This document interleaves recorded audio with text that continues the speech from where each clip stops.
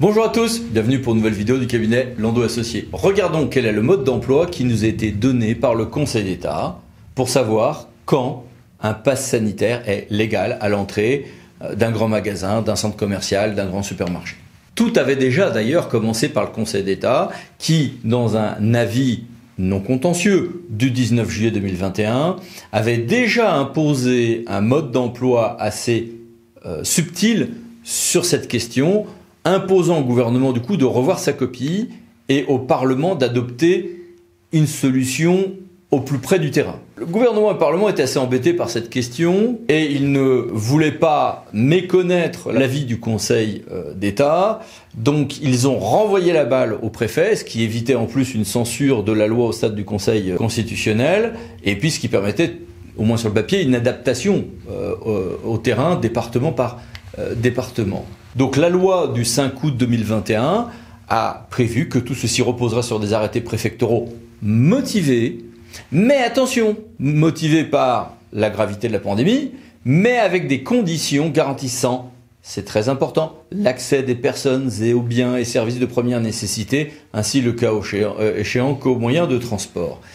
Et c'est là-dessus qu'un débat assez subtil va se développer.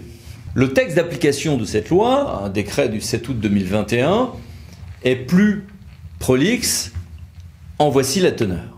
Et puis c'est là qu'on a commencé à avoir une déferlante d'ordonnances de tribunaux administratifs, non sans débat. Les violons n'étaient pas totalement accordés.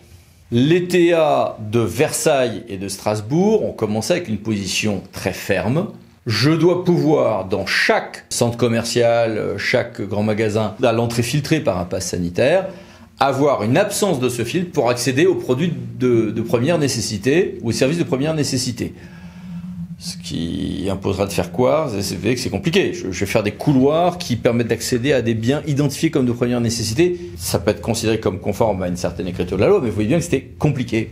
Mais bon, application qui a pour elle la rigueur.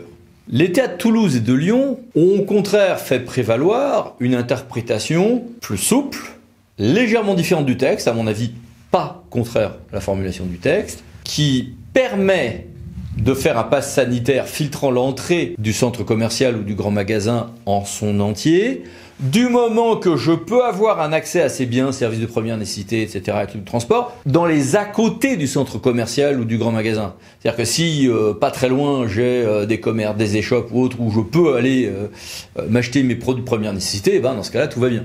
Le TA de Montreuil, lui, était plus radical, en disant, qu'est-ce que vous m'embêtez, le pass sanitaire, c'est légal et il n'y a pas de problème d'accès aux biens de première nécessité, mais sans aller jusqu'à développer ce qui avait été fait par l'État de Lyon et de Toulouse. Le TA de Cergy-Pontoise, quant à lui, dans un premier temps, le 30 août, a retenu la même position que, par exemple, le TA de Versailles ou de Strasbourg, c'est-à-dire un pass sanitaire qui s'impose sans possibilité d'être bypassé pour l'accès aux produits de première nécessité, ça ne marche pas, mais en plus, en y ajoutant, en l'espèce, une question de rupture d'égalité imputée à l'arrêté du préfet des Hauts-de-Seine.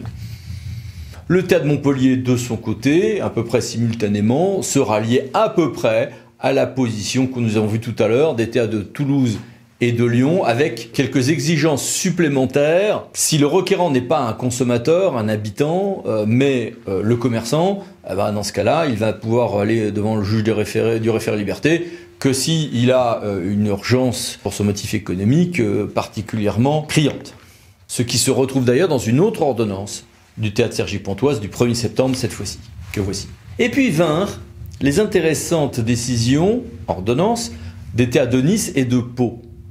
L'intérêt de ces décisions, c'est que, étant plus récentes, elles ont eu à se positionner sur l'argument tiré des jurisprudences que nous avons vues tout à l'heure de Lyon, de Montpellier, de Toulouse, disant non, l'accès aux produits et biens de première nécessité est assuré du moment qu'il y a des commerces qui assurent la distribution de ces biens aux abords du centre commercial ou du grand magasin qui, lui, est doté d'une entrée filtrée par le pass sanitaire.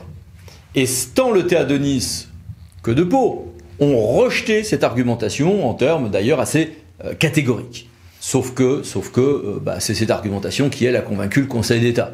le Conseil d'État n'a pas été saisi aussi vite, n'a pas eu en tout cas à statuer aussi vite qu'on le pensait, parce que dans les affaires qui étaient les plus chaudes, notamment la première décision du Théâtre de Versailles, finalement, qui devait être audiencée assez vite devant le Conseil d'État, on s'est retrouvé avec un gouvernement qui a demandé au préfet de retirer un certain nombre de ces arrêtés, conduisant à vider le référé-liberté de son intérêt. Mais c'est sur l'affaire niçoise que le Conseil d'État a, le 13 septembre, rendu une ordonnance de toute première importance. Le Conseil d'État nous dit, bien sûr, ça doit être proportionné au danger, à l'état de la pandémie. Ok. Mais surtout sur cette question de l'accès aux biens et produits et services de première nécessité, y compris les transports, le Conseil d'État nous dit, comme l'État de Lyon, de Montpellier ou de Toulouse, avec une formulation à peine différente, pas de problème, si j'ai un pass sanitaire qui filtre l'accès en son entier à un centre commercial, un grand magasin ou autre, du moment que les gens qui sont rétifs à ce pass sanitaire peuvent accéder à ces biens, produits, services aux abords du dit centre commercial, du dit supermarché, et donc ce, avec une distance raisonnable. Voilà le mode d'emploi du Conseil d'État. Donc, 2 critères cumulatifs, l'état de la pandémie et la proximité à une distance raisonnable d'un accès à ces biens, produits et services, peut-être pas au même prix, peut-être pas aux mêmes conditions, mais bon, c'est dans ce cas-là, littéralement le prix à payer pour ceux qui seraient rétifs, soit à la vaccination, soit au test PCR, soit au principe du pass sanitaire, par exemple. Donc, Conseil d'État, 13 septembre 2021, affaire importante que je voulais décortiquer avec vous. Je le sais, le sujet est polémique. En tout cas, on a aujourd'hui un mode d'emploi, qu'on l'aime ou pas. Merci, à bientôt pour une nouvelle vidéo Cabinet Landau Associés. À bientôt, au revoir.